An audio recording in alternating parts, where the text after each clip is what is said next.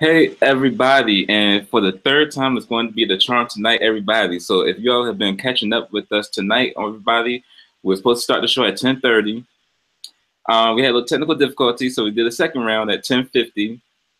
Then we had another little technical difficulty, so now we appear to be back up and running, everybody. So let me just post a new link out there for you all who's been keeping up with us, and also for those who haven't tuned in yet, everybody. So got a new link out there, and let's see here. So for those who are just now tuning in, it's your boy Doc, and got Monique on the other end as well. Hey, for the third times, all my loves, all my loves. How's everybody doing out there tonight? And you see, she had to go get a Jamaican Me Happy. So Seagrams, we're still waiting for that campaign promotional. That might have been the reason why we was having all these technical difficulties in the first place, because I hadn't had my wine cooler just yet. Okay, it sounds like a straight alcoholic, if you ask me. If that's your mojo juice to get your day started. But anyways, everybody, so thank you all for tuning in, everybody. So also real quick, I do have to give a shout out to my coworkers now. They weren't aware that I do a show.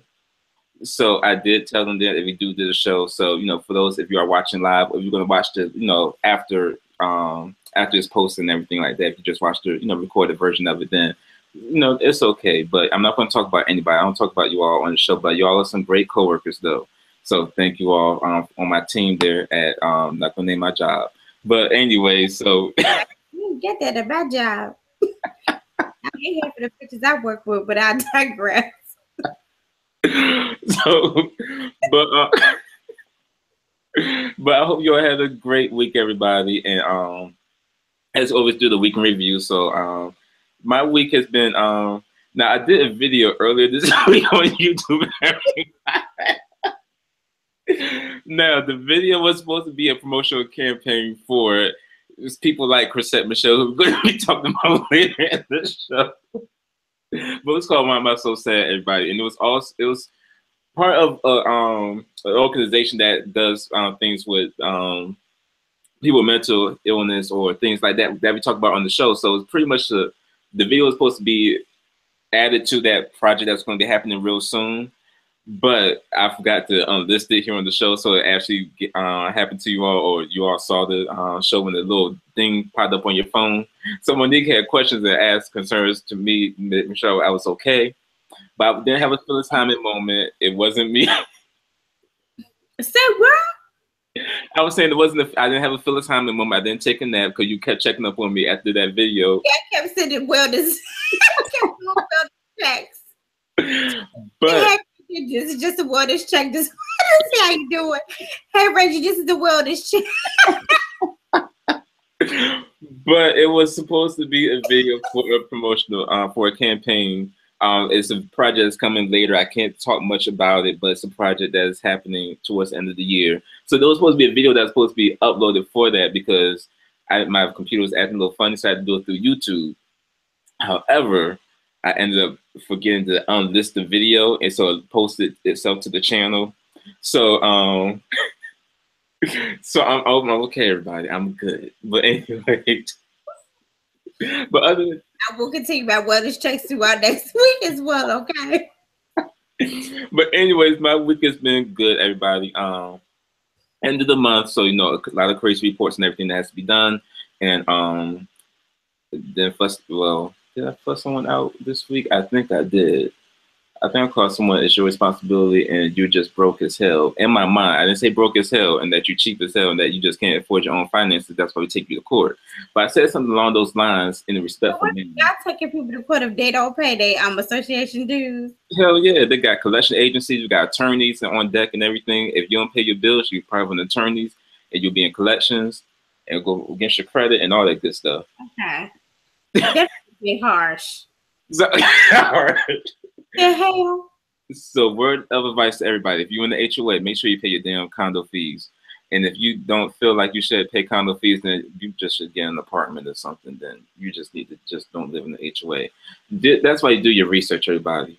Just do your research before you move somewhere. Because I won't work in the HOA. I mean, I won't live in the HOA. I'm just saying. But anywho, So yeah, that's pretty much been it for my week, everybody. And anything else event happen?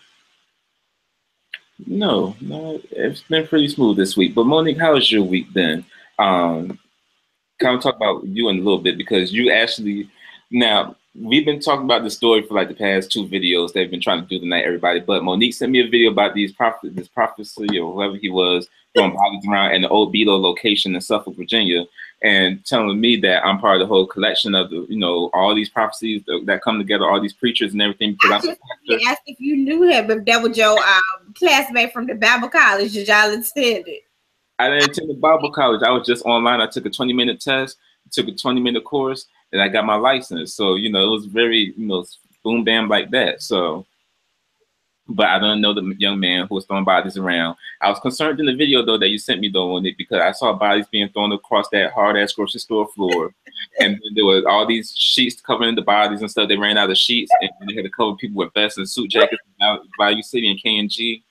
And then another thing that I saw, too, was that they tripping over bodies and stuff. I'm like, hold on, break them with fingernails. They tried to push a man, force him down. I've seen this happen in church before. My mom, now, I'm gonna tell y'all a story real quick. So y'all know when they give you the word and everything, they want you to follow out and pass out and everything like that. They try to push the man to the chairs. Now they push the little young kids in the back of the pews right there, but the chairs weren't connected all the way. Now when you got a storefront church, you got those connecting chairs that you gotta put one into the other and make them link side by side. Well, you push them, and the chairs flew backwards, and they just didn't quite work out. Now, back in the day, this is probably like around 2001 or 2002. We went to church, and my mom, church was going good and everything. My mom, the preacher came up. Church, my mom said, Did your mama refuse to go down? Now, here's the thing. My mom was not trying to go down. My mama done that before too, and she refused to go down. She refused because my mom had just got this new suit from Heck, and she was not trying to get that shit messed up on that ground. So she got look. Moral of the story: my mom is no better than that. She was not trying to lay on that ground, that dirty ass ground with people what they feet on, and that new suit she just got from church. So I'm just saying. Your mama had a meek shaw when they tried to put her down. And she said, hell to the nah. So he was like, see, that's why we don't go to these type of services.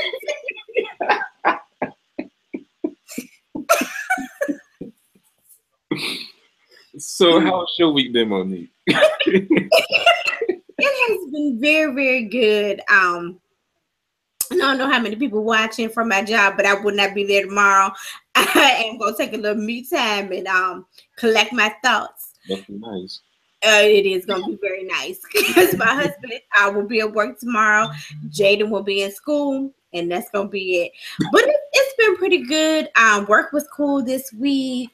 Yesterday, my girlfriend Nicki and we took our boys to the pumpkin patch. So that was cool. But prior to that, Jane and we both had eye doctor's appointments, and now my son has to wear glasses. Mm-hmm. So we did some, picked out his glasses yesterday. And of course, he went straight to the Ray-Bans. So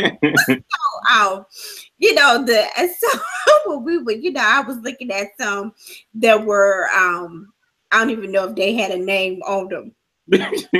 So the salesperson came over and she was like, yeah, these are really, really nice. And I was like, yeah, but I don't understand why a 7-year-old would have the need to wear Ray-Bans. I don't even own a pair of Ray-Bans. Now I've been wearing glasses since I was 9 years old. So she was like, oh, but it's covered by your insurance. I was like, oh, well, he can get them. I mean, expensive taste because, I heard driving BMWs and Mercedes-Benz and other type of premium gasoline cars and whatnot. So, expensive taste runs in the family, I suppose. So. As for me and my house, let me tell you what we do. My husband and I work. Jaden don't work. No way. But he did, and we end up getting the Ray-Ban. So he is excited about getting these glasses. So I let him know the protection plan I got will let me get a new pair of glasses for $25 should they become broken, cracked, or whatever. But if you lose them or if somebody steals them, I have to pay out of pocket. So if I were you, I would keep up with them. This is your responsibility. So then yesterday, last night, him and I, we met my best girlfriend ever, Amber. We met her at Crustaceans for a little boil, the crab and shrimp boil. So that was cool. Today we went to church and went Halloween costume shopping, and what else did we do? Went to the grocery store. So I've been cooking and washing, baking cookies, making crab cakes, making chicken in the air fryer. I've been doing a whole lot. So tomorrow I will be taking off. I'm going to call out. Some crab cakes. This sounds good. Mm-hmm. That might be my request. So when I'm riding around the backseat of your BMW, being chauffeured around the city as a tour, I'll just ask for some crab But also too, shout out to my bootleg brother Caleb, who was in town. I told y'all he used to once upon a time in Philly. He was someone that I took under my wing, who was pretty much one of the badass kids at YMCA in Philly when I was up in school in Arlington, Philadelphia, and he lives here now because his father lives in Suffolk. So I was out there in the country in Suffolk. But for so long until the daylight started going out, because I don't trust 2-lane streets in the country. So I made my way back to the lights before 8 o'clock hit. So I hung out with him, and then also shout out to some of my friends. We did hang out earlier this week, well, a couple of days ago as well. It's New York, Norfolk State homecoming, so they were in town for that. My mom's alma mater as well. Some of my uncles went there too, as well, graduated from there too. So, I didn't do the parade or anything today because I was not trying to be out there, or yesterday was parade. I didn't go out there and do any of that information or that foolishness or anything like that. But hopefully y'all had a great time. Hopefully y'all dressed good. I'm pretty sure I got some codes today or tomorrow. So is it raining there? My mom said it was raining there. Yes, it's raining. So, I wasn't trying to stay out too long today. That's why today's been a lazy day. I'm off on weekends, so today was just a Reggie day. I just relaxed all day. I slept all day until Monique texted me about the show, and I turned back over and went back to sleep, and then I texted the outline when I went to go to Sushi King. But other than that, yeah, that's what I knew I was going to have a lazy day today because I got up early this morning, went to church, or whatever, but I knew I had a whole lot of things to do today. Oh no, shout out to my girl Tia. Friday we met up, we partook in some of those dollar margarita specials with Applebee's, and I must say they were very good. I was drunk as a skunk when I left. And then Jaden, Friday night, I did let him have a little sleepover. So, we ordered pizza, we made some cookies and things like that. Burnt the cookies because I was a little drunk, but nonetheless, they ate those cookies. So then him and I made the rest of them today. But tomorrow is definitely going to be my chill day. So, like I said, once I get Jaden on the bus, my husband actually will start a new job tomorrow. So, he'll be out and up and at him early in the morning. So I plan to get a whole lot of rest, drink a whole lot of wine, and some Jamaican me happies in between. Must be all the way nice. And then also, too, people, we always tell you all here on the show, especially in the state of Virginia, or just anywhere in general, that local and state voting is very important, especially in this day and age with who we got in office right now, because y'all didn't do your due diligence at that moment. So, we got. First, my best friend Amber is watching our show, and so she keeps cussing me out because on Friday she wanted me to meet her. Do you guys have a Cooper's Hawk back at home? Oh, who? Cooper's Hawk. It's like a wine. It's a restaurant, but they're famous for all their different wines and stuff. It's almost like a wine loft. Oh no, we don't have that luxury here. So it's out in Short Pump. So she wanted me to meet her there after I finished up at Applebee's, but I told her over and over again, I had to go home and be a mom. So Jaden had his buddies over. And so she's like, yeah, bitch, you should have left out Applebee's. So as we're doing the show, my phone keeps going off because she is constantly texting me and saying shady ass shit to me. Oh, good. I mean, I suppose so. So, anyways, two people. Halloween is on Tuesday. Oh, voting. Yeah, November 7th is election day, everybody. Not to last. Yeah, so make sure you all vote on November 7th, everybody, especially in the city and state voting and everything, because it's very important, as Monica has stressed out to you all enough already on the show. So make sure you all vote and everything. That'll be by the time the next show come out, we will give y'all more information, some last minute up to date stuff that you need to know about voting on November 7th. Which I think all your little kids are out of school, and the state of Virginia might try to keep y'all in school again. Who knows? I don't know. I think I want to say when I looked at Jaden's school schedule, I'm not sure if they're out for like the local elections. I know always they're out for presidential. Mm-hmm. But local, I'm not so sure, because I want to say they're out on isn't Veterans Day the 11th? So they're out for Veterans Day. I can't see them being out on the 7th and on the 11th. Oh yeah. So. Mm-hmm. So make sure you all vote. We'll keep y'all updated with that information.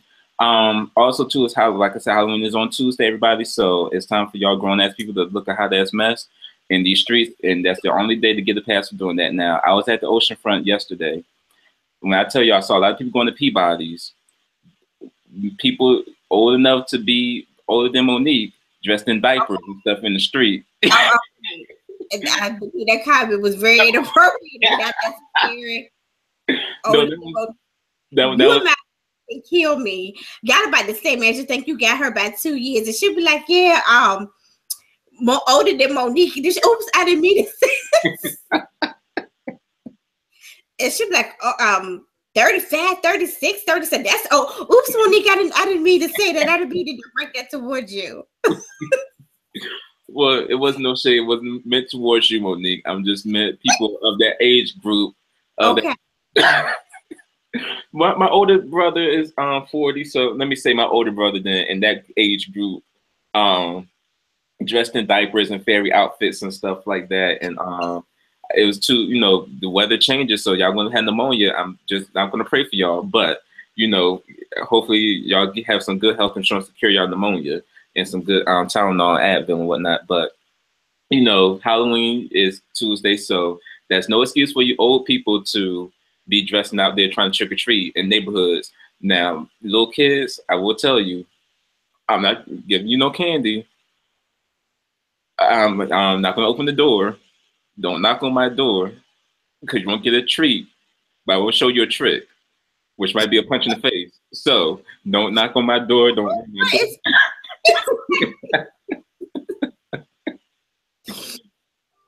No, so you said you not giving out candy whatsoever?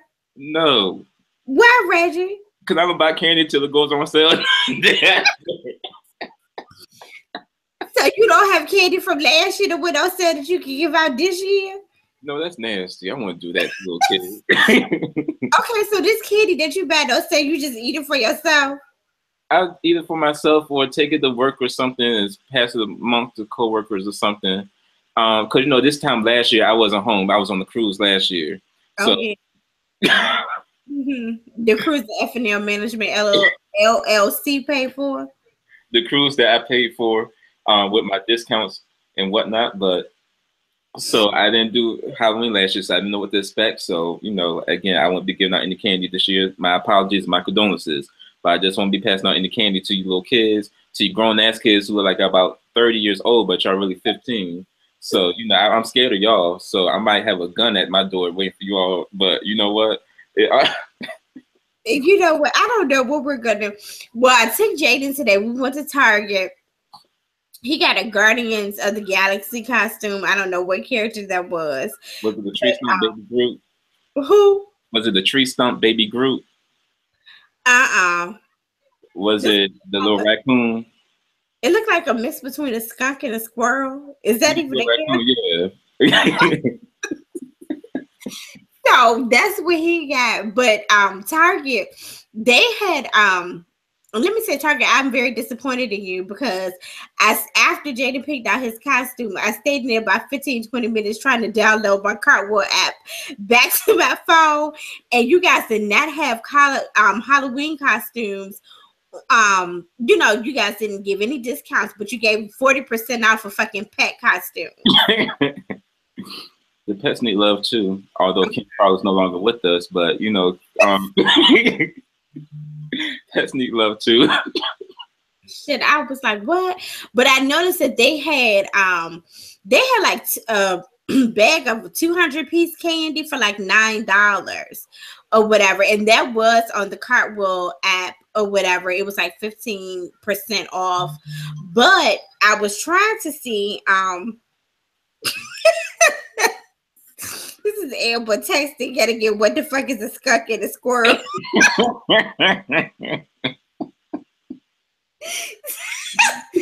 So anyway, because I'll probably, be taking Jaden trick or treating, we won't be home.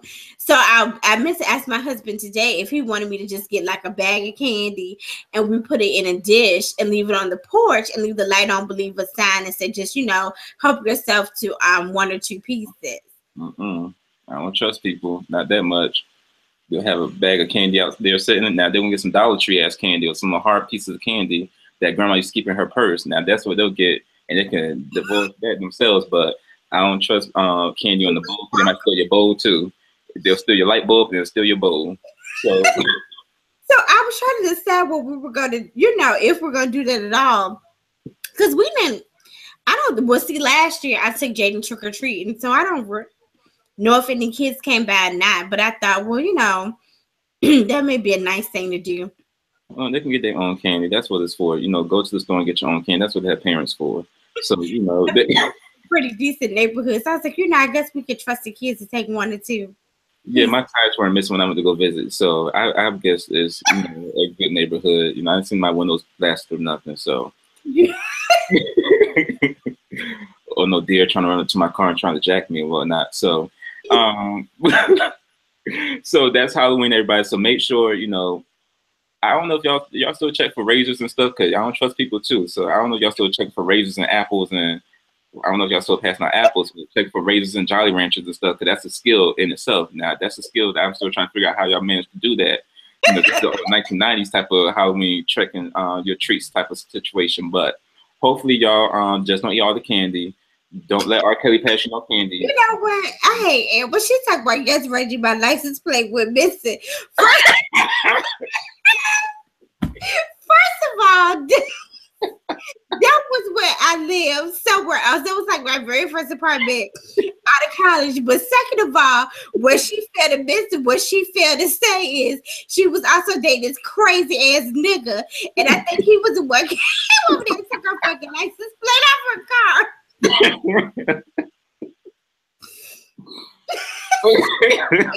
Damn, now she don't damn well.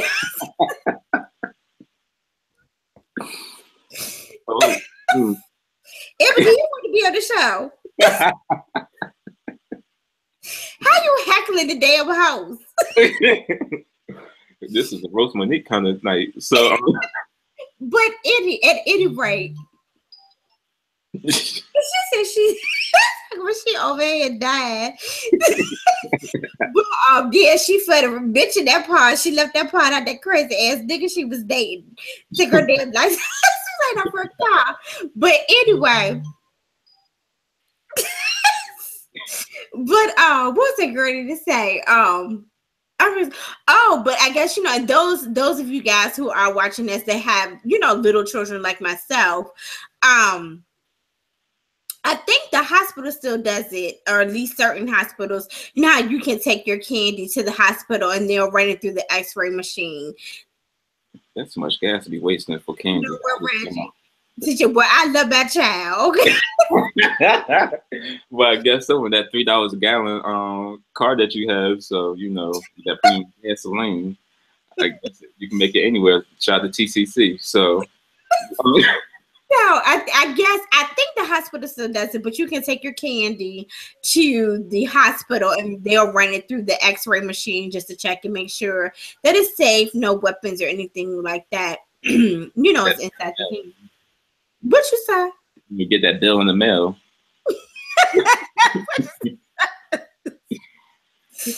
So, and then also two people, we forgot to mention this at the beginning of the month, but since the month is getting ready to close out already, people do have to give a shout out to all our breast cancer survivors, all our people who also have breast cancer and that's fighting the good fight right now, everybody. So, I would actually, you had this shirt when I was working at H&M back in the day. So, Had to pull out the archive, but definitely send all of our thoughts to everybody who is fighting breast cancer right now. Those who survived breast cancer. One of my good friends from Intellos, who was our security guard there, Trish, shout out to Trish. She had breast cancer last year, and she's been doing good for now. She's been cancer free for I think a year now. So good job. Trish. And then also any family members, you know, have had aunts that have dealt with it as well. So make sure you all get checked and everything. People, you know, they always tell you all to get your mammogram and then also to check for lumps and whatnot. So, you know, because you can get it even at a young, early age. I know a friend of mine who had at 23. So, you know, definitely make sure you get checked at any age. Just make sure that you're all good. And, you know, because I want to see you all stay around and everything. So, yes, my mom is a 2-time breast cancer survivor. So the first time I was about 11 years old, I was in middle school, and she kind of had to have like a partial type of you know, removal, and they had to go through radiation and all that stuff. And then the second time she was diagnosed, I was actually in my 30s, which a few years ago actually, but as you guys know, my mom is 90, so she's older. So she really didn't want to have any treatments and things like that. They just kind of stated with her age and medical problems and medical conditions, I should say, you know, probably wasn't a good idea for her to have any type of surgery. So she actually takes a pill now for her breast. So, and then a few months ago, in the summer, she was diagnosed with colon cancer. So, you know, I have a lot going on with her, but again, you know, but like I said, she is a 2-time breast cancer survivor. So we are glad about that. Yeah. Typically I do the walk. I didn't do the walk this year, but typically I do the walk. So yeah, because typically I do Susan B. Komen, but this year, I don't know what I didn't do it this year. Yeah. And then I have a cousin who is also a 2-time survivor. And the last time she ended up having like a double mastectomy. So yeah. Yeah, so definitely, again, people make sure you get checked out and everything. So, real quick too, so rest in peace, everybody. So, Fats Domino, you know, rock and roll legend, you know, pretty much created rock and roll, if you will. He passed away at the age of 89. I think they said it was due to just natural causes. Yeah, nothing. Yeah, they said natural causes. And he was 89 years old. And then also after, I don't know, I watched a lot of old TV growing up, so I know him from Benson and also from, I think he was on the episode of Different World. I think he was on. Yeah, he was also on an episode of Fresh Prince of Bel. Yeah. Fresh Prince of Bel-Air. Robert, I never could pronounce his last name. Yeah, but we're just gonna call him Benson for old time's sake and nostalgia's sake. Yeah, he had a long battle with prostate cancer. He passed away at 89 years old. And again, home in Los Angeles, California. Yes, and again, I have a history of prostate cancer in my family as well. So definitely, you know, man, you know, when you get of age and you have to get that checked out, definitely make sure you get it checked out. But again, he was 89 as well too. So it's very crazy how they both were 89. But rest of heaven to both of those guys there. Yeah, and then he was also in he played what was his name, Rafiki or something in The Lion King as well. Oh yeah. Yeah. So like I said, definitely rest in peace to both Fats Domino and Benson, and we're, you know, definitely sending prayers up to your family and friends. Also, we're doing a lot of rest in pieces at the beginning of the show. Like we probably, for the last 3 shows, we've probably done one. So, I mean, people make sure, you know, always make sure you tell your loved ones you love them, because you never know what may happen. So, definitely, we'll do our year end of people we lost this year. And yeah, like a memoriam, yeah. I know, even last year was crazy because I think we did up to the day, or I think the year before we did Natalie Cole. That was like New Year's, the day before New Year's, even then last year, George Michael on Christmas Day. So you never know what's going to happen. So we'll definitely make sure we do all of that for you all. Now, we got to give a congratulations, you know, hashtag never let me go, hashtag hood love, hashtag I guess they're goals now, because Cardi B and Offset from Migos have officially, he put a ring on the people. They are engaged, everybody. So 8-carat rings to be exact. A huge ring. Yes, and this all went down the other night at Powerhouse in Philly. Shout out to Power 99. Now, I used to go to the Power 99 Powerhouse religiously. Even when I moved back to Virginia after I graduated, I would always go back up there. But when Shamara left, shout out to Shamara, they princess used to be over there at Power 99, who actually is my, reason why I am doing like radio and everything like that. She left the station. So out of, solidarity, if you will, I didn't really partake in any more Powerhouse concerts. I think the last one I went to was like 2010, and it started getting a little too ratchet for me with the lineup. They used to have R&B people mixed in the sprinkle, but now it's getting a little too hard for me. And I feel like I'm at that age now where I'm almost 30, where I want to see people like a Jay-Z or J. Cole and whatnot. I'm not too familiar with the Migos got some good music and everything like that, but I'm not paying to see a Migos concert, or I'm not paying to see Future. I'm not paying to see some of these new people that's out here in these streets right now. So now, if they had a whole line like a J. Cole, Kendrick, and everything like that, yeah, I'll be there. But these new people who I don't really know the names to until I see their song on the radio or whatever, then I'm just not paying to see that. So I didn't go to Powerhouse this year. But shout out to everybody who went to Powerhouse. But y'all wouldn't go for a good treat though, because Cardi B again got presented with that 8-carat diamond raindrop shaped ring from Offset. So now they already have networks bidding for, the live wedding special, since we already had this with Mendeecees and Yandy, and then also with Gucci Mane and Keisha Kaur, who actually, she was on Wendy Williams on Friday, and she did confirm that her and Gucci had 3 kids, but they're not in Jamaica. But we have to watch the show to see exactly what she's talking about. So, I mean, I meant to, I don't know what nights that comes on. Does it come on Tuesday nights, that show? Yeah, Tuesday nights. So, and that's not something that I'm going to set my DVR to. Cool, and I don't want to, no. But I will try to see if I can find it on demand. You guys know I say it all the time. I have Dish Network. So they're on demand and all this stuff is a little tricky or whatever, how they kind of, air shows and things like that, even if that's even something that I can't see on demand. So maybe after the show, since I have nothing but time on my hands tonight, maybe after the show I'll try to catch it. But like you said, congrats to Offset and Cardi B. Now, they just recently, they haven't been dating for that long. So, because remember, it was just a smooth year ago when the Love and Hip Hop New York reunion went off, and that was her last season that was up there. She was with that producer, man, because she found the other girl in the hotel. And before that, she was with Tommy. Her freaking love day. So yes, I'm not gonna be a negative Nancy, honey, but I hope it works out for you. And I guess that's all we'll say. Now his baby mom did, I don't know if you caught this part, she did hop on the gram and she took the time to wish Offset a congrats, but she stated basically that the little boy, he is cute as a button. They showed this little picture, has never met Cardi B. I guess she's never met Cardi B, and so she's like, well, hopefully the little boy get an invite to the wedding. So he can be a new stepmama. So, Cardi B hasn't responded. I don't think Offset has responded, but again, congrats to you guys. I just hope it works out or whatever. Yeah, because and this happened on last week's show, but I didn't really push it up here because I knew that, that's how hood love do. They broke up for like a day because I think she hit or he hit her blanket or something foolish that happened, and then they got made back up.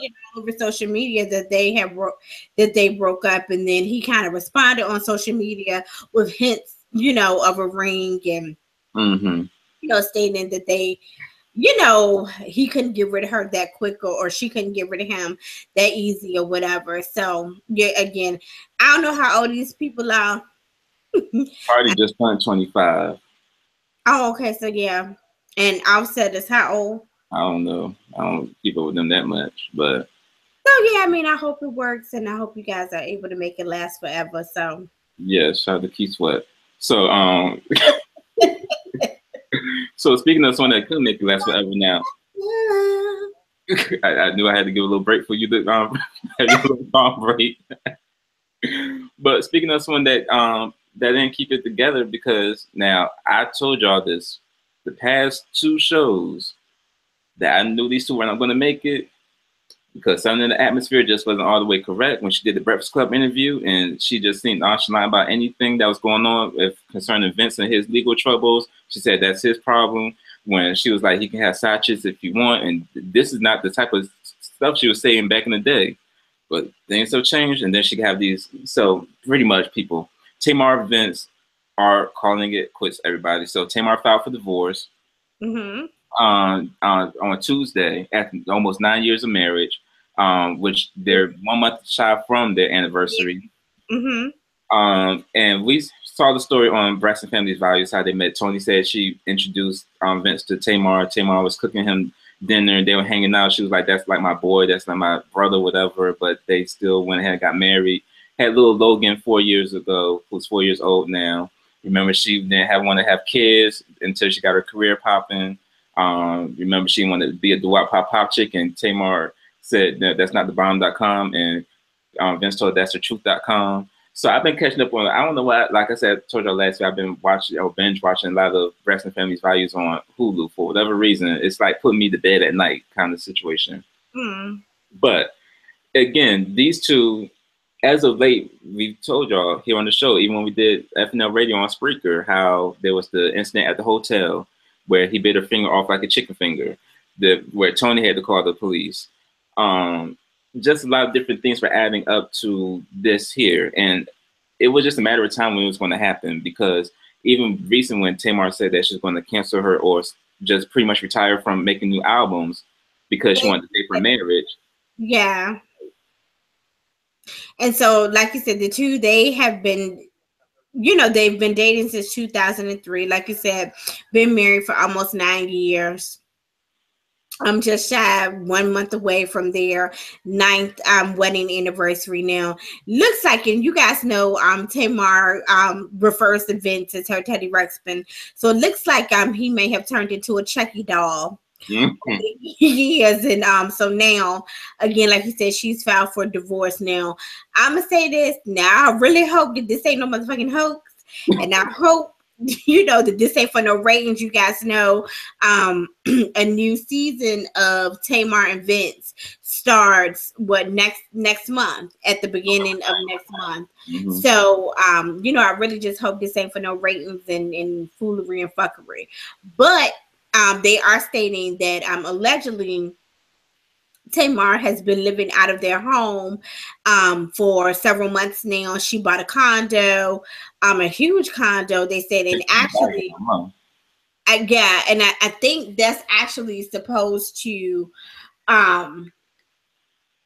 I guess, be aired on the show, because they have been showing clips and the trailer and everything for the show, and you can see her. It looks like she's actually either going to look at this condo or either about to move into this condo. So again, child, I don't know what to say about these two, but I'm pretty sure I guess they'll be all right. Now, I will say this, that Tuesday when the news broke, or whenever, I can't remember if it was Tuesday or Wednesday or whenever it hit, like social media, I just happened to be kind of looking on YouTube or whatever.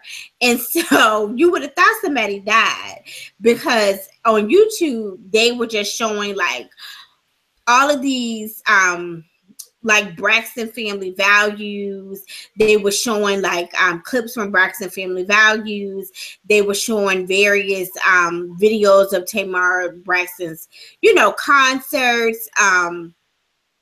They even showed just kind of like when the Braxtons kind of first came out, when it was like her, Trina, Tawanda, and Tracy in a group. Or whatever, and then they showed that episode of Ayanna Van Zant. Now, I had never seen that episode, but you talk about it all the time when Tawanda was over. Yeah, this is when Ayanna was on this show. They used to come on in the daytime back in the day called Starting Over, and I guess it's been, I don't know if this is when this had to be before Tawanda was a kleptomaniac, because this is when this was really before anybody knew who she was. Yeah, because remember Tawanda cashed some bad checks one time. She was working at check cash and Ace check cashing, I believe, and she was cashing some bad checks. trying to be a customer. And Wendy Williams talked about it on the radio show back in the day. And I think she was taking the money. Yeah, you know, shot the bad. So, yeah, I think this is definitely way before people even knew who she was. And there was this, like I said, they showed that whole episode, and the Braxton. I think at this point, the Braxtons had kind of broken up. Mm-hmm. And on this clip, on this particular show, I guess this is kind of when her and Tamar, because as you guys know, on the Braxton Family Values, her and Tamar just don't get along, period. Mm-hmm. And so on this starting over show, Tamar goes to Tawanda's house because they're supposed to sit down and talk about kind of why things happen, why things dissolve the way that they did between the two of them. And Tamar was telling Tawanda, she just kind of felt like after Tawanda married Andre, she kind of deserted the group. She really didn't care what happened, this, that, and the third. And that kind of turned it off by then, because I thought, oh, hey, this is almost like Whitney Houston dying. It was like all of these, just everything Braxton or the Braxtons or Tamar and Vince. I was like, oh, this is sickening. But you know, again, you know, we called it forever don't last always. Jasmine Sullivan. So Tamar released a statement via her rep saying, at this time we can confirm Ms. Braxton has made an extremely difficult decision and has filed for divorce from Vincent Herbert. Collectively, their son Logan and his well-being during this extremely unfortunate process is most important. We ask that everyone respects her privacy during this incredibly difficult time. She appreciates everyone's love and prayers. And they're saying that this also is caused from when... That's what I was just about to say. From the Real. And again, we picked up on this a while ago too when she got fired from the Real. It was like, okay, how do you just get fired? And you the producer, like, you gotta know something behind the scenes. They're just not gonna fire you just for no reason. Like, for you to be a producer, you gotta know something. So maybe Vince knew some stuff and Tamar was kind of blindsided because maybe she didn't know. So I mean, even though she was listening to the producer, he was the executive producer. So yeah, and that was the other thing. Now, apparently, he's come out and stated that he just feels like she's going through a midlife crisis. Mm-hmm. Now, I didn't read that. I didn't click on the story. I didn't read the story because also when you look at the trailer for Tamar and Vince, he actually says that as well. You know, that she's just having a midlife crisis. On the show. So, you know, who knows?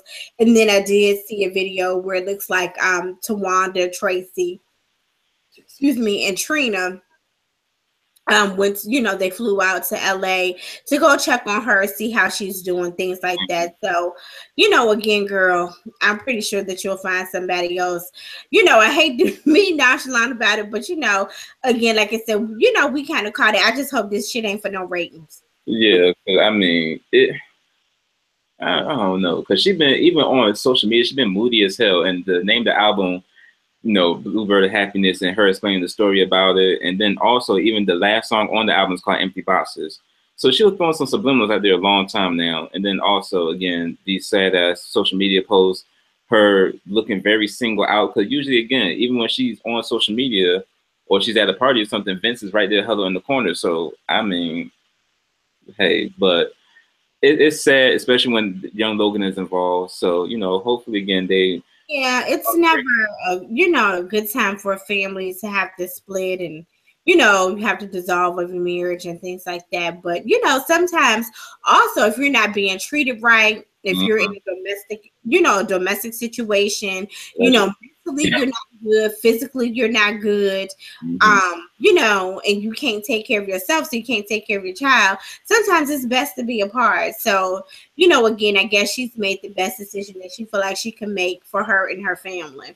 I keep thinking about that one scene when they're at the restaurant. She was like, but Vince, this dude here, or something. She like, he different, or he not like. When she was shitting on you, cheater, you got you something else. Yeah, yeah. When she was shitting on everybody else's marriage, and you were divorced. Yeah.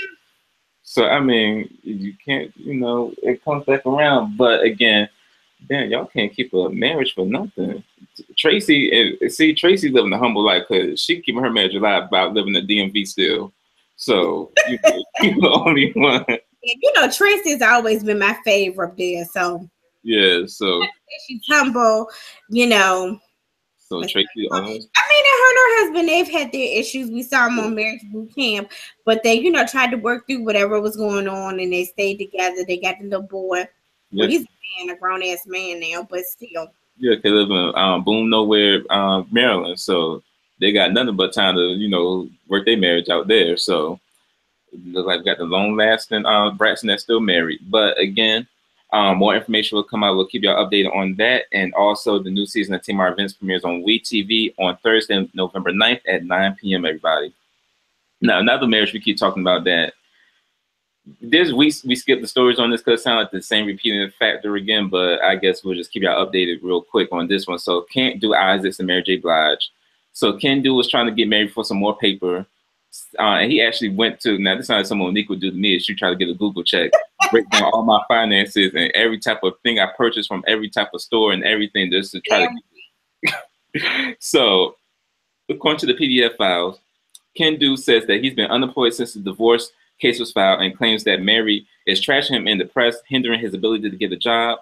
He points out the singer has released 2 songs, Love Yourself and Set Me Free. Well, nigga, she had the whole album, Strength of a Woman. You were on every track on that album. You gon' pay for what you did to me. But he called them her. Now let me ask a quick question. Is Faith singing with her? Huh? Is that Faith singing with her on that? They still got a beef. This sound like Faith sing.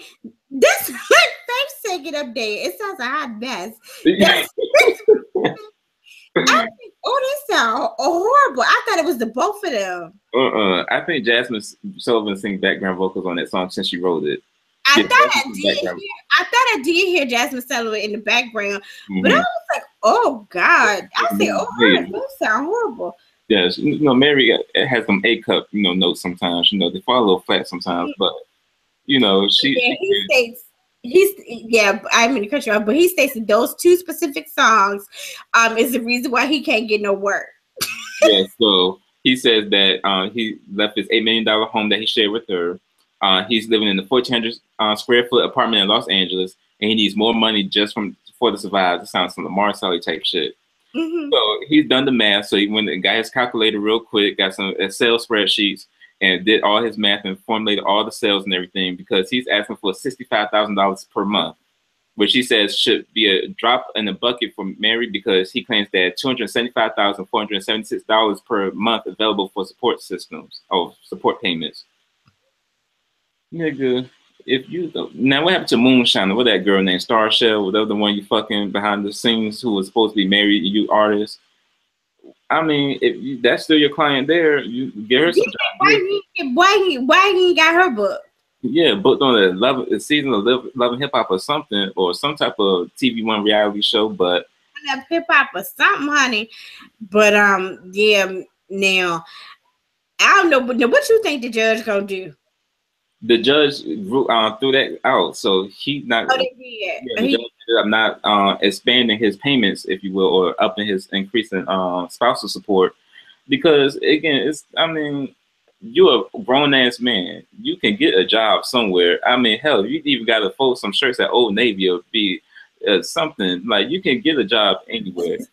Highlighting the receipts at Walmart. Yeah, checking my stuff when I leave out the door to make sure there's still nothing out the self checkout line. Yes. You pay for the damn Deer Park water and the Nestle Life water. I mean, shit. Walmart is always hiring greeters. Y'all know I said every show. Chick-fil-A is always looking for somebody to fill. Is to give you a sweet tea lemonade refill. Yes, and say my pleasure. So I mean, did you say to say my pleasure? Yeah. So honey, you can work, sir. Now you living in a condo out in or an apartment out in Los Angeles. Now I know the rent ain't cheap there, but I know it ain't $30,000 a month high. I know that. You better move to Compton or something, because you can't afford $1,400. Yeah, they gotta be like $3,000 a month. So you already trying to be foolish. That's why the judge probably put that out.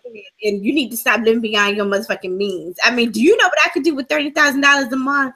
Yes, I mean, hell, check up with your share a room with your daughter Brianna, whatever her name was on Growing Up Hip Hop. Share a room with her. And she could use the help because she looks a fucking mess too. Yeah, but she got daddy issues apparently, or that Mary wasn't there for her. I saw that last episode, so I'm like, Mary, that's not your damn mama, so she don't owe you not shit.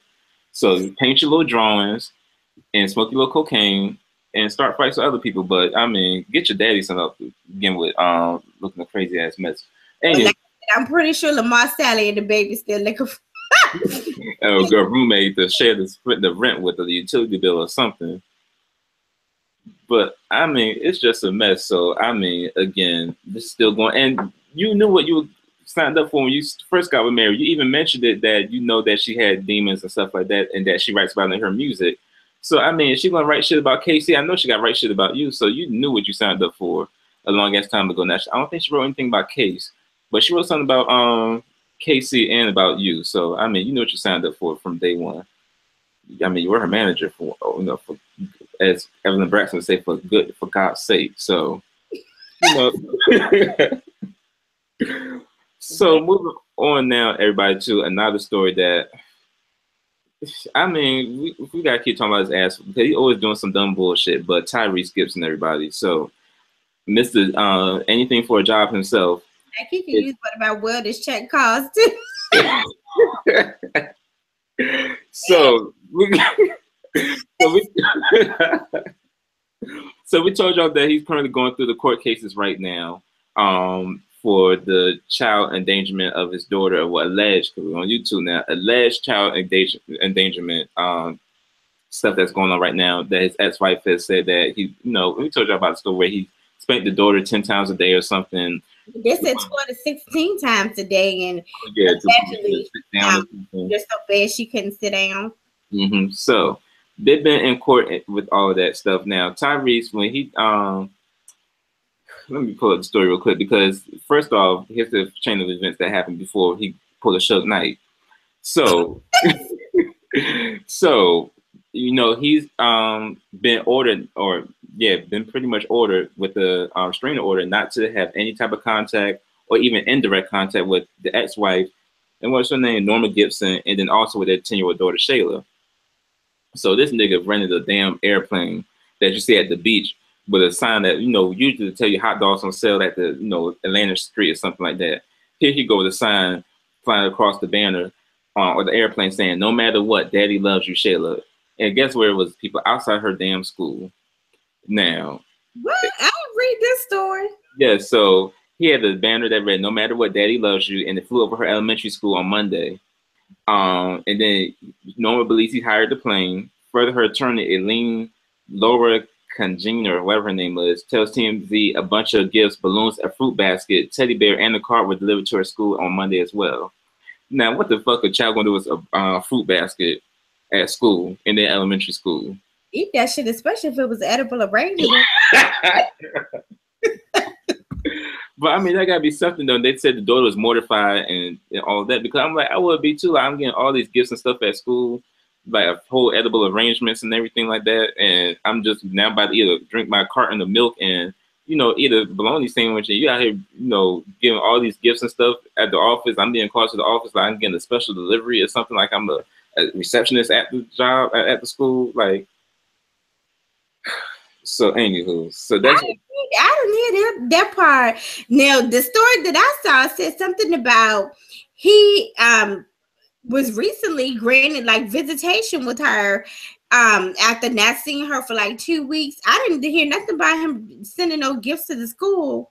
Yep, and that was on Monday. So he pretty much broke the violation code of that, because he wasn't supposed to have any indirect contact with the daughter or anything, or even send stuff out like that. But he did it anyways, because it is, Tyrese, and he just think he's, untouchable. So then what ended up happening again was, so let me pull up the next story here, because I'm going to the chain of events for you all. So now he's saying that he feel like someone, when they, I think we said this too, that the daughter of Shayla was going to be taking a stand in the trial as well. Well, now he feels like someone has been coaching her to say things against her and say things against him in court. So. Well, yeah. Yeah, she's old enough to, when she should be old enough to give an account as to what happened. Yeah, especially if you get your ass beat that much. So Tyrese filed some documents in court saying that only evidence his ex-wife Norma has is hearsay from their 10-year-old daughter. He firmly believes the little girl has been coached by someone while under Norma's care. Tyrese is not necessarily pointing the finger at Norma, but says someone coached Shayla. He also says that the only recent domestic violence incident was when Norma texted him saying she wanted to have his fingers cut off. She confessed in a court declaration to send him the message. So, yeah, like what is really going on? People biting off hands and fingers and shit. People wishing to cut off. What is going on? Game of Truth or Truth. Shout out to who started the Game of Truth or Truth? Oh, Columbus Short. When he trying to cut his ex-wife fingers off too?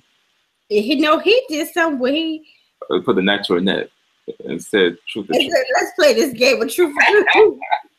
And when he was throwing knives at her head or something, right? Yes, classic people, classic FNL. Listen back, everybody. But anyways, so Tyrese went to court again on Thursday, and then he checked himself to the hospital. Now here's where he pulled the Suge Knight. So he went back to his hotel after leaving the courthouse, and that he started having chest pains. So he felt dehydrated as well and decided to go to the ER. So they said that he was getting fluids for dehydration and was about to undergo some tests and found out he's having chest pains. So when he left court in all black, telling us today was a funeral. You know what? Tyrese left court earlier Thursday in all black, telling reporters today was a funeral for abuse allegations against him. Nigga. Well, yeah, Tyrese don't have good goddamn sense. I don't know why this is shocking or surprising to me, because he don't have good sense. But he's out now. He should be. I mean, he pulling the Suge Knight. You ain't sick niggas. I mean, come on now. He's out now, and they state, that he is depressed. And I think I want to say I read something about, now I could be over exaggerating, maybe some suicide allegations. I don't know, but they state that, he, maybe has some possibly, some mental health issues stemming from this as well.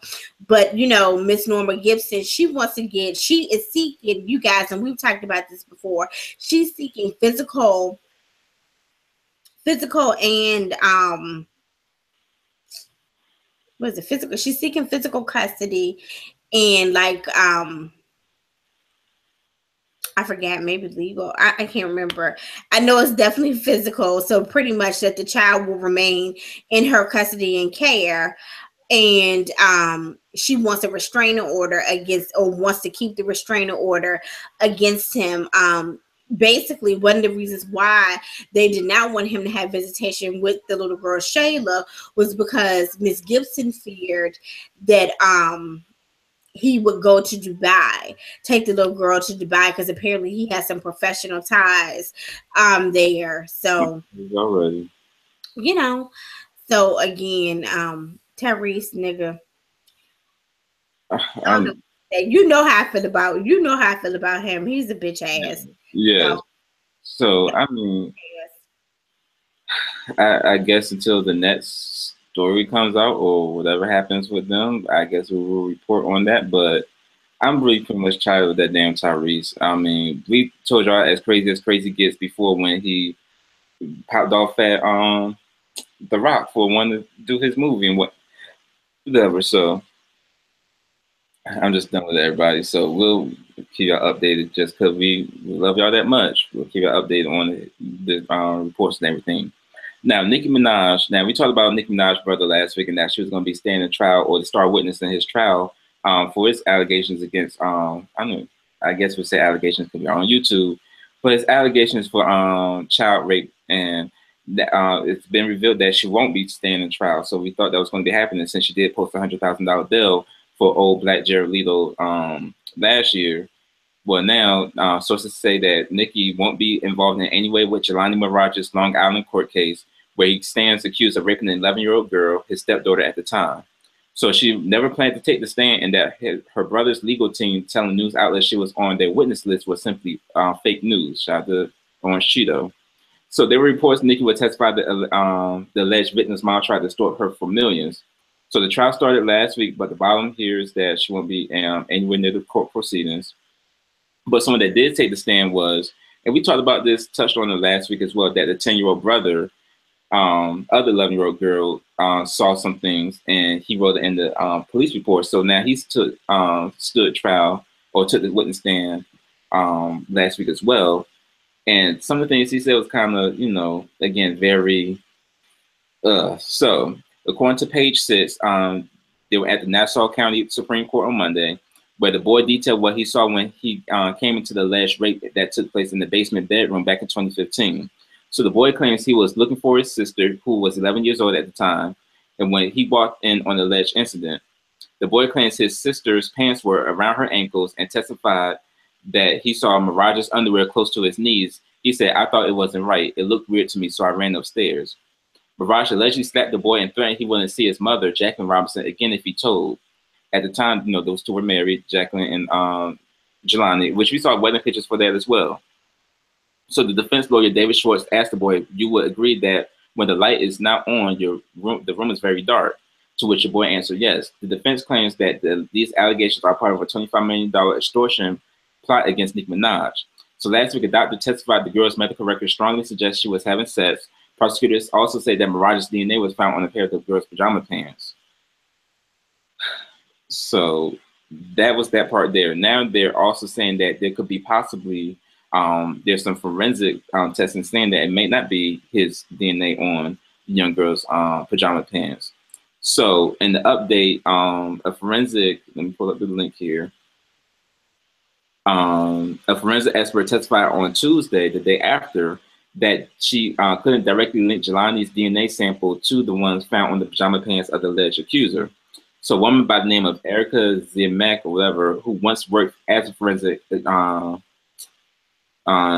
me pull up here, for the medical examiner's office, was called in as a witness and testified that there was a mixture of DNA on the accuser's pajamas bottoms. So it's too much going on. So again, it is, very sad, especially, for it to happen as it did, but we'll keep you updated as to see exactly what is going on with this case. I don't know, it's still all the way nasty. So, we gave our 2 piece on this man last week, how nasty as hell he was. So that still stands, as So, with the case still going on, with the trial still going on, we'll definitely keep y'all updated on that. Someone else who always, we took a brief from talking about him too, because this the stuff that he was going through was just nasty as hell as always. But R. Kelly. So R. Kelly, I think now I didn't see the full story, so I'm going to be reading the story as I'm going along with you all right now. But remember, we told you he had a little 19-year-old girlfriend who possibly knew or the head mistress of the sex dungeon that he was holding, or the sex houses that he was renting all these properties out. I'm pretty sure he pays HOA dues as well. So the girl name is Kitty Jones, who was in a public relationship with a singer from 2011 to 2013. I don't remember Kitty Jones in the mixture anywhere, because this might have been around the time he was being peed on in the hallway at the arena.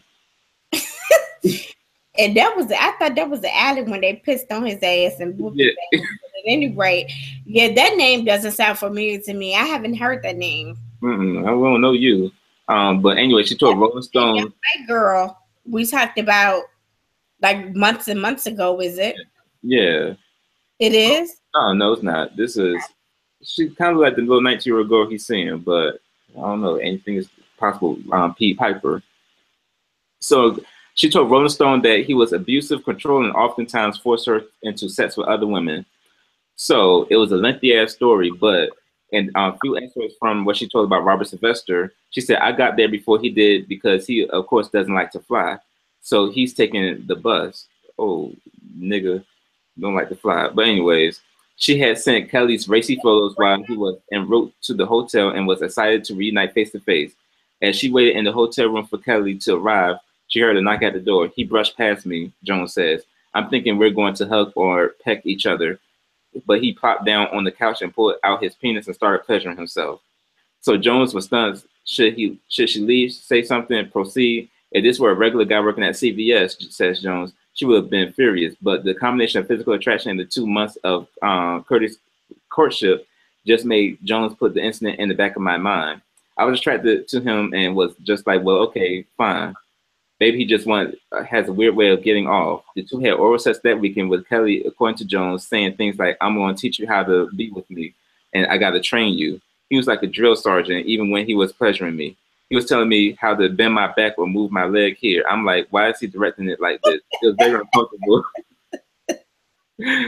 But he tried to make her feel special about it, blah, blah, blah. So it was in September 2011, during Jones' first trip to Chicago to visit Kelly at his Trump Tower apartment, that she began noticing odd incidents. After Jones texted Kelly that the driver arrived at the airport on time, Jones alleged Kelly told her not to speak to him and to inform the singer if the driver talked to her. What? It was a part of a pattern Jones later realized of male figures in Kelly's orbit avoiding interacting with any woman surrounding around the singer. Jones recalled stumbling on a stair that night and watching 2 male employees nearby not flinch. They knew not to talk to me or help or anything. During the red flash, Jones was starting to fall for Kelly. She says that the singer began to confide in her more about his past traumatic events, like the deaths of his mother and childhood girlfriend. She began feeling protective of him. Girl. In November 2011, she quit her DJ job, sold her car, and moved into the singer's Chicago apartment. She asked me what I thought about her quitting her job and moving, says Vida Loca, a DJ for The Beat who worked with Jones at the time. I was like, you only live once. I mean, fuck, it's R. Kelly. See, you told the wrong advice, Vida Loca. You sure did. Got her fucked up. Yeah, so Kelly housed Jones alongside 2 of his other girlfriends, allegedly demanding that each of them contact Kelly or one of his employees before leaving their room. Pretty much what we talked about before. Despite all 3 girlfriends living in one location, Jones says the singer at first tried to ensure none of them knew the others were living there. There were no locks on the doors, but cameras monitored every move, and Kelly would punish the women for attempting to leave for any reason without permission.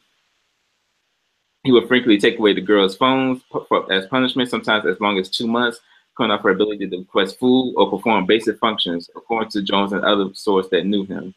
2 months into living in the studio, Kelly began using starvation on her as a punishment for not following his orders. Jones said as long as she went without food was 2.5 days. Those single days without a meal were not uncommon. Will you send a pizza here to the studio? I'm alone till 4 a.m. with no card, no money. Just dropped off with my blanket, and the guys aren't replying. Jones texted childhood friend Latoya Howard on May 3rd, 2013 at 12:35 a.m. I feel dizzy. Vida Loca, who worked at the station at the time, said that she noticed her drastic weight loss. 3 days. I mean, you couldn't get no moon dust wings. Not even a fucking moon pie or oatmeal pie. So they said that any sharing of personal information, your hobbies, where you work, your favorite food, with another woman were not allowed, so she couldn't even fraternize with other girls. The girls all had nicknames, with Jones claiming that none of them knew what the others' real names were upon meeting. Damn it. And this is a full-ass story. This is like when Beverly Johnson wrote that full-ass essay about Bill Cosby back in the day that we told y'all about. This is pretty much like this. This is a full-ass essay on RollingStone.com. I feel bad for these girls because, again, we heard this with Jocelyn or on Savage or the other girls that basically had the same account of what they had to go through with Mr. Robert Sylvester. So it doesn't surprise me one bit, but just reading the details on it alone is just disturbing. Definitely. So, ciao. And see, and R. Kelly's one of those people too that we gotta cancel him. People, I mean, yeah, he make y'all step in the name of love at family functions and whatnot, and happy people and all that. Party. And party. But I mean, this is the same guy was singing about Your Body's Calling to a 15-year-old Aaliyah. So I mean, I can't even listen to R. Kelly the same like that anymore. Like it's sad too. He wrote and produced some great songs too, but even those songs I gotta be like, we'll go to my room of fun. So I mean, no wonder he called this album called Chocolate Factory, because I mean, remember, little kids were in the Chocolate Factory with Willy Wonka. So I mean, which was a great album too. Damn it, R. Kelly, why did you have to go and fuck shit up? I mean, stop saying that shit.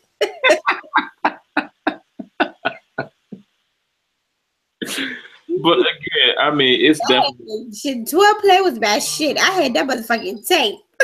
yes. So, and see, I was now people. I wasn't supposed to listen to 12 play, but I do have older brothers and older sisters, so I was listening to 12 play at the time because he had some good singles up there and stuff like that. Even the R album, you know. Yeah, everything on that damn album was on the 12 play album. Yeah.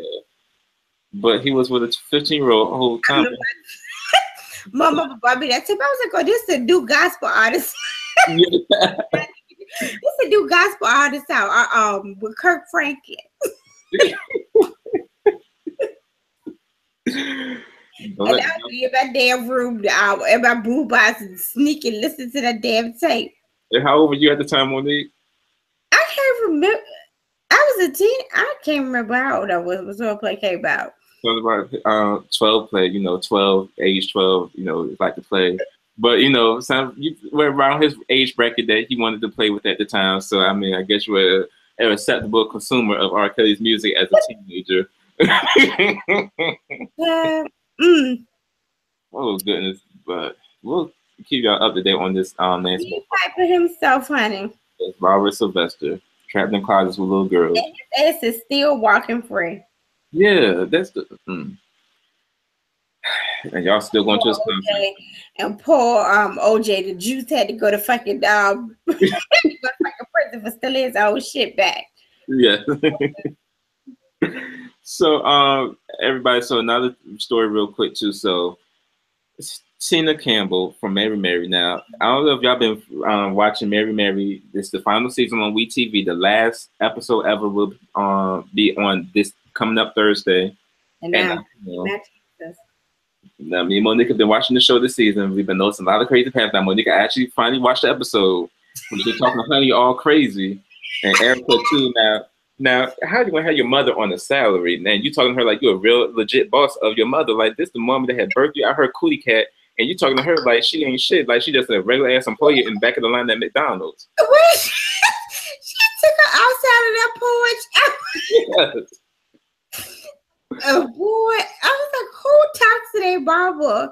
Yeah, like you said, you talking to her like she working for fucking Burger King some goddamn way. Yes, so you get what you get coming to you, Tina. So Tina has this new album, her second solo album called It's Personal, that she's been, you know, talking about on this damn season for ups and months of days, talking about she can't do Mary Mary shit because she's on her solo stuff now. And then also that let me excuse my language because it might be the time, the point where the Christians are coming into the show right now, which we are Christians here on the show as well, everybody. But, you know, I'm a pastor, so I have to put my pastoral robe on right now.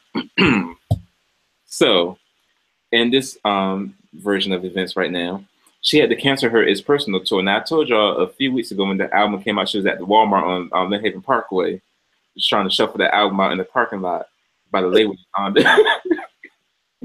But she wrote this lengthy post online on her social media saying it's personal. It's still personal tour postponed. I'd like to say thank you to all of those who have purchased tickets for the It's Still Personal tour. I hope is that all who have attended have been thoroughly blessed.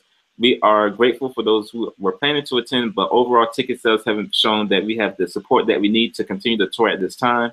We're convinced that many more would love the opportunity to attend this praise-filled, faith-filled, entertaining worship experience. So we have decided to give ourselves time to reach all of those people and bring this amazing tour back in the spring of 2018. We hope to see you then, Tina and the G-Tree creative staff. Now, y'all know she was under fire a couple weeks ago because we told y'all about this on the show where she was basically showing her support for Trump, which she's done before earlier in the year.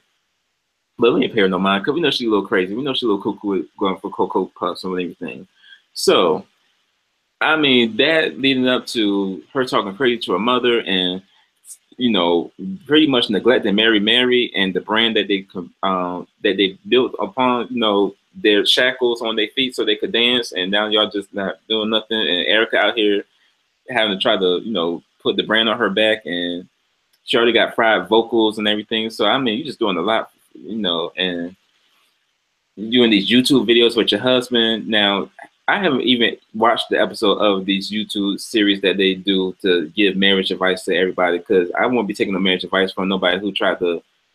Anyways. Yeah, it's definitely a little different, a little strange. So and Reggie and I talked about this, so we're thinking possibly, like you said, they're going to be showing the final episode of Mary on next Thursday. So we are thinking we're going to kind of do a what have you learned type of deal, maybe next week or next week's show. But yeah, Tina, like you said, honey, you I mean, you know, honey, you reap what you sow. You had no business letting the people know. Now, if you have voted for Donald Trump and you praying for Donald Trump, that should be between you and your Jesus, the God you serve. Yeah. Why you felt the need, and like you said, she has said it before, and no one kind of just paid attention to it. But you keep on talking about how you are steady praying for number 45, how you voted for him because his values align with your Christian values. Now the Christian values that I get don't align with people that are a white supremacist, racist, you know, not for the LGBTQ, none of that stuff. I mean, you know, that's what I'm just saying. Don't want to see black people accomplish anything. You know, think we are just some niggas, ignorant. Call the sons of bitches. Yeah. So now those values that I got certainly don't align with number 45. But anyway, like you said, you know, you read what you sow, you put it out there. So now, you know, it's still personal tour. You're selling your tickets. We are, you know, and again, I don't know. And just like when she came out with that last single, she promoted that single really, really heavy. I didn't even really see her promote this album as heavily as she did the last album, but probably by then everybody had got wind of your ass. Donald Trump and was like, fuck it anyway. But we gonna wish you and Teddy good motherfucking luck and whatever the fuck y'all do. Yeah, I mean, I'm surprised that even, you know, I'm pretty sure you perform at rock church or, you know, a little church staple somewhere, you can sell out a church. That's a damn shame. If you can't sell out the Calvary revival, then that means you just don't need to go nowhere. Because those, you know, I don't feel bad for you, Tina. I really don't. So, again, if you wanted to do an episode, you done fucked up Erica. Because even if you wanted to do something with Mary now, I just don't see how people could get down with that. You know, and then on this show, you acting a fucking fool anytime somebody mentioned the words Mary or album or finish a song. You go into some type of panic attack and act like you having an anxiety attack, and you know they wanted you to finish the song farewell, and you stated that you ain't in that place no more. So the words and the lyrics and the song gotta change completely, girl. You are a hot fucking mess. Yeah. I hope well and take you about 3, 4, 5, 6, 7 Xanaxes. You sleep for a while. I'm not telling you to Phyllis Hammond sleep. You get goddamn rest, and then you get yourself together, regroup. Yes, that's what they call in the mental word a trigger word. If a trigger word upsets you that much, you got some issues, baby girl, that you need to get checked. And the celebrity rehab somewhere, you need to be on somebody's couch, getting your brain analyzed. And then also, Teddy, now you need to sit your sugary ass somewhere too, because when y'all at the Jordan and you try to stick up for her when she wanted to go to the dirty part of the Jordan River, and it's like, no, we're gonna go to the clean part. I had ever seen in my life, and the guy is telling you, you know, it's not clean, it's not sanitary. And then that's the other thing, Warren black ass supposed to baptize y'all. They are telling you he can't be in both places at the same time. What are you talking about? Well, I want to be baptized exactly the same place Jesus got baptized. They are telling you that you're gonna be in the vicinity, but you're going to be in the same exact spot. Girl, you are crazy as shit. Exactly. Do you know how much water has changed over these past years and centuries since Jesus has been baptized at that since Jesus has been baptized at the river? Your mama told you that she just want to go home and pack her clothes. You cussed her out. Yes. Like she was a nigga on the street. Like she was a bitch on the street. I was like, what? Exactly. So she got some issues, and I can't wait to see exactly what she does on this last episode, because we will be talking about it as always. Well, the last episode, she told him to cut the camera. Yeah, so we'll see what happens when the cameras come back on. But and you know what? That Google, I'll be seeing her little after show that be coming on. I watch that. She should have an actual show. They need to give her something because she's been the only sane one this whole entire season. Oh, entire season. Series in general. So. Because I ain't against the Erica's all that staying either. She's just a little bit better off than Tina. Yeah, she got her radio show and everything, but with her vocals right now, she the rest of vocal cords. Yeah, the best I ever heard her sing is when her award did that rendition. Did you catch them teas? And that was nothing but I believe in you and me. Yeah. What? But that's the best I ever heard her sing all these years. Yeah. And he let his big black ass cross the piano. He bleeding there with the piano crying. I'm done. I said he bleeding there with the piano. Yeah, so we'll catch that. What you've learned from that show on Thursday, everybody. So, more some TV news here. So, Bad Boys. Now, there's been years that they've been saying there's gonna be a Bad Boys 3 movie and a Bad Boys 4. What'd you say? I don't want it. Because Martin Lawrence and Will Smith. Will Smith is still doing action movies and stuff like that. He was in Suicide Squad recently. He's doing Aladdin as Genie. Martin Lawrence, on the other hand, he might not be in the age where he wanted to be doing some action moves and everything like that. So it's kind of like time has passed now. Because remember, Martin said that they had a script discrepancy where they just didn't, wasn't vibing with the script, and they were trying to do it again. But it's kind of like, okay, just let it go now. So now they're trying to spin it off as a TV series with starring Gabrielle Union. So if y'all know, Gabrielle Union was in Bad Boys 2, and she's currently finishing up Being Mary Jane, which is going to be canceled by BET. So she's currently finishing that up. So Jerry Bruckheimer, David Buckgrad, and his 2.0 Entertainment and Primary Wave Entertainment, Sony Pictures TV Studios, are trying to land the series to a network. They're also saying that she plays Special Agent Sydney Burnett, who was introduced in the sequel, and that came out 2003. Yeah, that came out 2003 because I was 13 when Shake It Tough was on the soundtrack. That was a bomb-ass soundtrack, too. Bad Boys 2 soundtrack. Shout out to, you're going to give me hell, but shout out to Bad Boy. Puffy did a great job on that soundtrack because they're producing that soundtrack and all the tracks that were up there. So,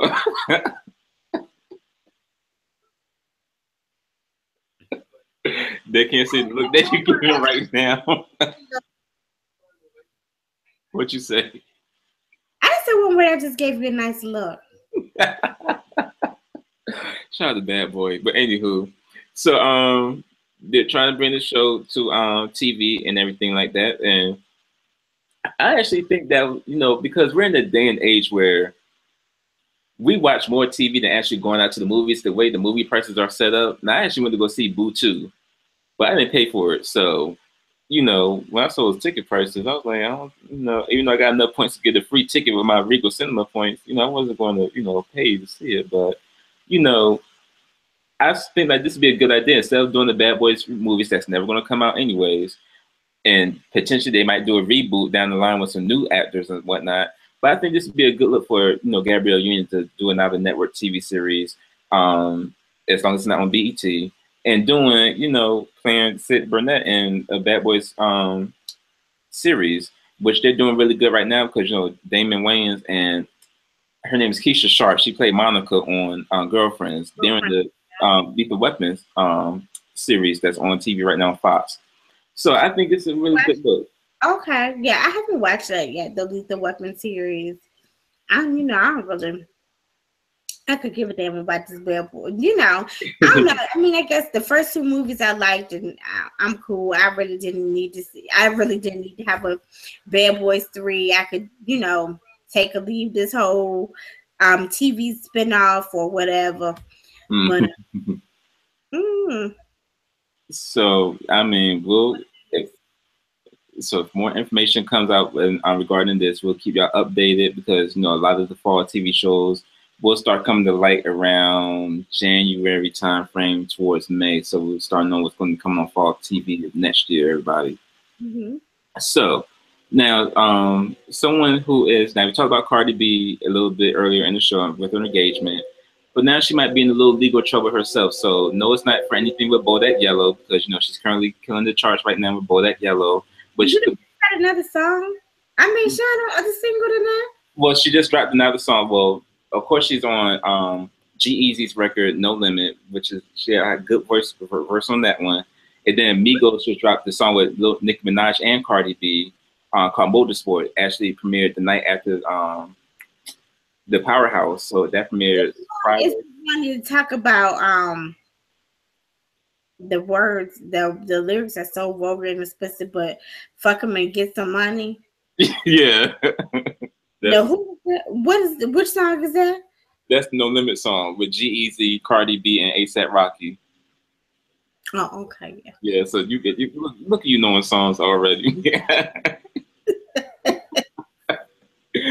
But yeah, so Cardi, you know, is out here, you know, living her life right now, and you know, about to be a married woman. But now she's being sued for a mixtape cover. So now, I'm pretty sure you all know this, but I've been rocking with Cardi B for like a long time. And when she first mixtape came out, Against the Bitch Music Volume 1, I still have both the mixtapes on my computer actually. So Against the Bitch Volume 1, you know, had some good songs up there. And this is again before people really took aim at what her music was really about.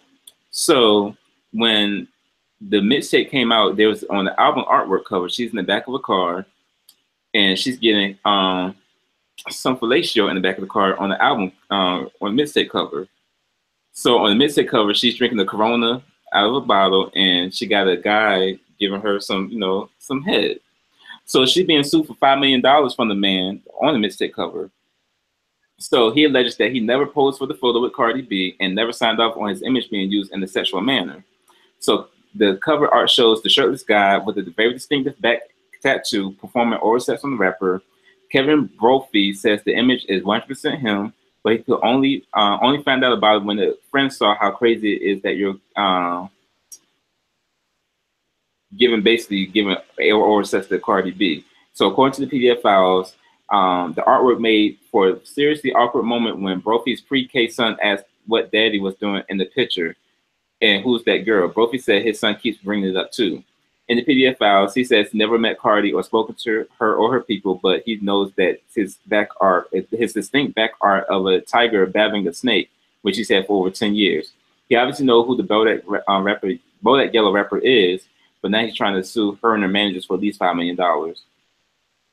So what kind of picture, now if y'all seen the album artwork picture or the mixtape cover picture, I mean, who just taking pictures like that? I mean, are you sending photo shoots to modeling agencies taking pictures like this with just your back and they're photoshopping you on top of Cardi B's Punani? Like, I don't understand how you, I mean, y'all can clearly see it here, like how the cover is. Like, how you just gonna have that Photoshop? I mean, I just don't understand. Your pre-K son looking at the pictures like it's a, you know, who have hard copy mixtapes? I mean, the only. So when did your pre-K son see the pictures? That's when I don't understand. Exactly. Is he on Apple Music or because hell, her mixtape wasn't on Apple Music. Her mixtape was on SoundCloud.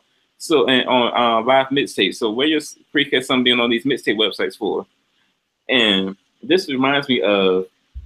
I don't know if y'all saw Black in Chicago on this last Wednesday, but when what's the other when Don's son kept saying what's the girl name? Charmaine all the time when they were in the studio at the Mad, and you know they had little relations. So I guess young kids pick up on stuff and they just bring it up and they just repeat it each time they see it. But I mean, your pre-K son watching you in this compromising position with Cardi B on the back of a mixtape cover. I mean, I don't know if it's $5 million worth. I mean, she could at least break you off like 100,000 or something, but I don't think you should sue for $5 million because your back of your shirt. Now, again, I don't know if you took a Instagram picture like this and they just, you know, photo and post your ass on, you know, giving head to Cardi, but I mean, I guess we'll see what Cardi has to say about it. She hasn't said anything about it yet, so I guess she's been advised to not say anything, but we'll keep y'all updated on that. But I mean, it's no worse than when Remy Ma was getting ahead in the car, and which we didn't know for years later that she was actually getting ahead in the car in the lean back video while she's in the driver's seat. So, if anything happens with that, people will keep y'all updated. And moving on to one of our last stories. So, in New York City, everybody. So, speaking of making money moves and Cardi B and everything, I don't think we really touched on strippers here on the show as much as we talk about everything else crazy in the world here on the FNL radio. But strippers need love too, and strippers have rights and reasons and have work unions and whatnot as well going down the pole. As they should. Yeah, yes, because they are acrobats, they are gymnasts, they do it all. They are what we would call entrepreneurs. They are business people. They make sure they get their money, and they clean up too. They do housekeeping because they bring brooms on the stage to sweep their money up, and they're sweeping the stage up as well. They get their Lysol and they disinfectant wipes, and they wipe the pole down. So they're very multi-dimensional characters in the strippers world. Well, they've had enough of you motherfuckers in New York City. So there's been some strippers in New York City, and I just thought, what would Ronnie do? So these strippers in New York City are calling out some of their racist promoters and kleptomaniac bartenders. So there's a full-out war right now to where there's a hashtag NYC stripper strike, people. So the strippers are on strike in the city of New York City, everybody. So it started after the strippers became fed up with the bartenders cutting into their market share, which is causing them to make less money. When it comes to the black dancers and bartenders, racism affects their pockets or G-strings even more. So their times have changed, and social media has affected the ways the promoters market their clubs. So if you all see, like, it's very notorious for this in Philly. There's Club Onyx. Now, Club Onyx got freaky ass weekends where they got strippers on mechanical bulls and everything going on at Club Onyx in Philly. And it's a Club Onyx promotion when you hear it on the radio on Power 99. But women have, but you see the promotion that they have for the parties or for the strippers and stuff is more like your Kim Kardashian colored women. Your very toned or your very tan women or your light-skinned women. Mm-hmm. So they're saying that customers are paying to get their lives for from those who have Instagram fame, but they don't see those actual women in the clubs. So they're promoting these women that have this light fair to their body or to their skin tone, but really in reality it's really the black women that's in the club making it rain or trying to get some of that rain to pay their college funds or pay their babysitter fees or what have you. Get through nursing school. Yeah. Get your cosmetology degree. So now the race plays a factor into the black women making their money. So customers definitely discriminate against darker skinned women to the point where there are hardly any in these clubs. So even Cardi B mentioned in the interview that she did with Vlad TV a few years ago that it's sad at how in New York City strip clubs they don't even really hire black girls anymore, and that's a fetish, growing fetish for exotic looking women. So now also the bartenders are actually stealing money that's being thrown at the strippers. So y'all know when it's a bevy of money on the stage, when the girls are doing their work and working hard for their money, the kleptomaniac bartenders actually taking up that money off the stage as well. So there's been some videos online. ND6BY had this video on Instagram saying, "Oh no, I will end you. Heel to the face, flying on you like a spider monkey. Your pigtail self will get dragged on stage since you want to be on it so bad. Don't ever touch the money on stage. You're a bartender, so quit shaking your ass and sell drinks." So this is part of the show that's going on right now in the world of stripping. And I mean, I guess they have every right. They have every right to do so. That's why I was a telephone sex operator, never motherfucking dancer. So I mean, if they're horning on your beat, you will be upset and offended too, because you're actually working for, sliding down the pole, doing your tricks and going to the ceiling and dropping down. Sometimes your pussy might get a little burned because that's that stainless steel. So you gotta be very careful about that. So I don't know what type of, that's an art in itself, because that's a whole stainless steel brass pole right there. Anything could happen. A chafing could happen. Something bad could happen to you.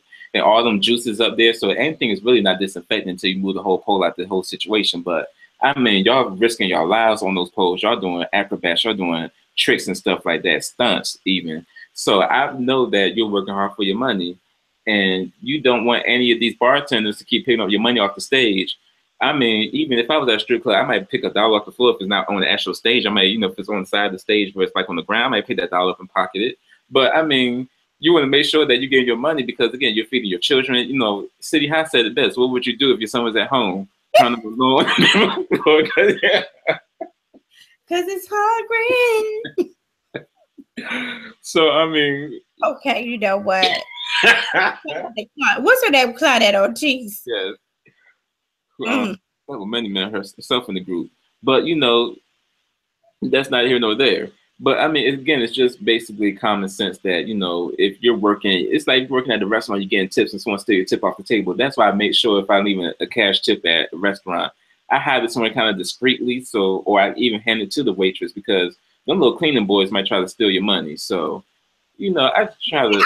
Now they're supposed to split the tips anyway. I know when my cousin was working in California Pizza Kitchen, she was a hostess, but she got tips. Like they had the tips had to be split between her and the busboy and the server. What? Mm-hmm. Work for what? So again, hopefully this strike ends soon. So this, I mean, again, you have like your SEPTA strikes. I don't even think HRT ever had strikes here because I guess they was getting their money. But, you had your Verizon strikes, you have your other company strikes, but now the strippers are striking everybody. So, again, it's just, the way of the world. So strippers unite and get information and get your checks. And no, that's right.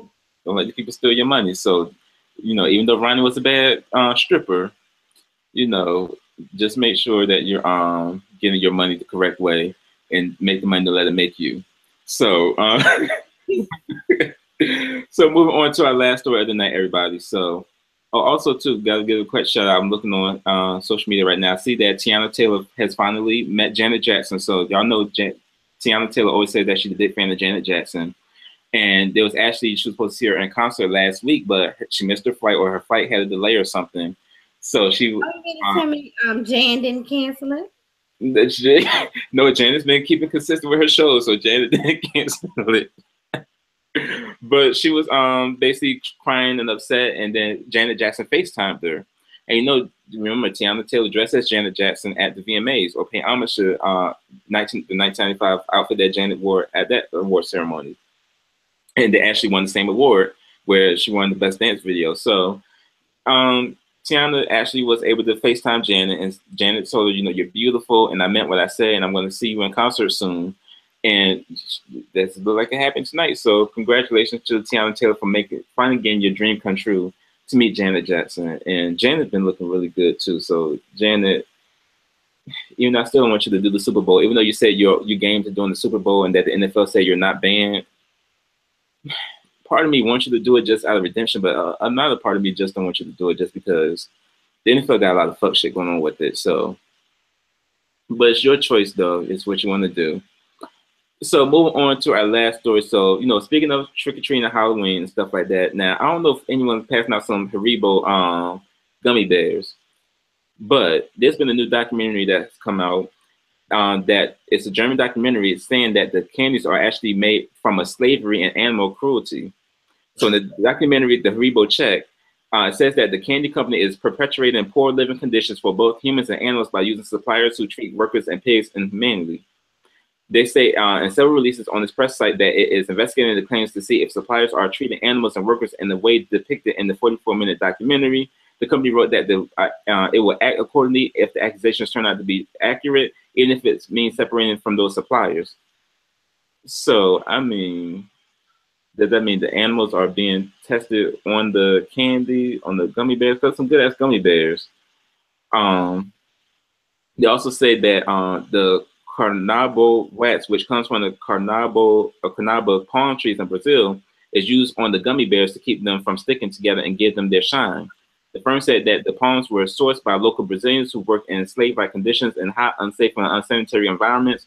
According to the documentary, the workers lived in rundown sleeping quarters, sometimes in trucks near the fields. drink water from the river, and are made to stay in for a month at a time before being allowed to go home. The employees work with long, heavy instruments to cut down barbed palms without protective gloves or clothing. Oh, that to make a motherfucking gummy bear? And then the gummy bears are also made with gelatin, which comes from pig rinds. Documentaries show the awful living conditions of the pig farms where the Haribo's gelatin is sourced. Well, damn. I mean, those pineapple and lemons are my motherfucking They favorite. are good. I mean, I did have a coupon from the Kroger when they had them for free, and you know they are always like 10 for 10 sometimes. But is it worth it though? I mean, it's worth it because there are some good gummy bears, and there are like the most good gummy bears out there because you know the other ones don't be tasting flavorful. Like I see why it might be flavorful. You got a little pig extract on it and whatnot, but I mean, if y'all flavor gummy bear. Yeah, but I mean, if y'all working hard, I mean, I tip my hat to you all for working hard in these conditions to provide some good ass gummy bears. You know, it's not right, but it's okay. Shout out to Whitney Houston. So y'all gonna make it anyway. Let me tell you.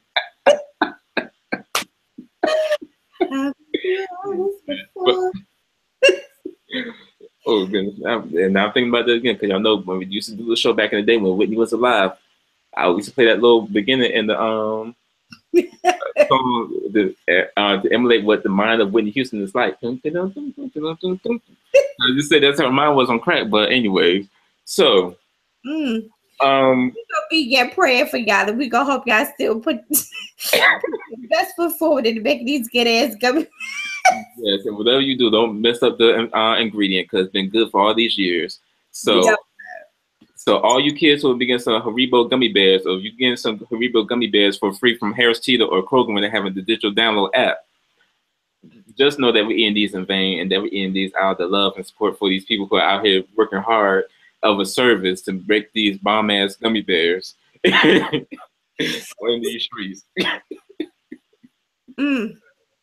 But anyways, people, so we have pretty much covered everything with you all tonight. We have talked about everything. We've enjoyed having you all, and even after all these technical difficulties, people, we made it through this damn show that we call FNL Live. So we thank you all for having fun with us, everybody. So like I said, it's Halloween. So, you know, kids. I'm going to address this as kids right now because y'all be acting the damn fool in these streets because y'all a little older now, and y'all look a little older than me now. So don't bust people over the heads for any type of bags or bottles for any type of gummy bear treats or any type of y'all be taking bottles, y'all take anything like real bottles, people. Y'all taking real actual glass bottles, busting people over the heads to steal and jack their candy. So don't jack anybody's candy. Don't steal nobody's candy. It's all the same, but y'all know if you're in Jersey, y'all used to work jack. So don't jack no one's candy because y'all do carjackings there. So don't jack anybody's candy. In Richmond, don't use a dare to intimidate anybody to take their candy, or y'all throwing raccoons at people in Henrico. I don't know what y'all doing out there in these country streets, but don't use any type of force towards anybody to take anybody's candy. Grown ups, don't steal nobody's kids' candy because y'all be stealing candy too. This is why they got to lock up candy in the grocery stores now in the little protective cases where they have to take an actual key, like it's electronic at Walmart. I know what type of store you go to because that shit does not happen in the 805. I told you at that Walmart, that food line I went to, that I ventured out to. This is a food line that does that. So I want to show you the picture of that food line that had that candy locked up in that entertainment glass casing. But don't do any of this stuff, people. And again, don't bust people's heads with bottles. That was your cue, Monique. Oh, Lord, I was watching the Carmichael show. You know, motherfucking words, people. Use your goddamn words, okay? Yes, everybody. And it is October 20 or October 30th now. So, people, you have one more day to enjoy your Dollaritas at Applebee's before it's gone off the shelves, everybody, with that good-ass price. And they need to bring a motherfucking special bag. Yes, at least for Christmas or something, and get my jollies going. So, yeah. So thank you all for watching tonight, and everybody. And watch us anytime on here on YouTube. Like, subscribe to the channel. And we'll check y'all next time when we do FNL Live, everybody. But y'all have a good rest of your night, everybody. And good night.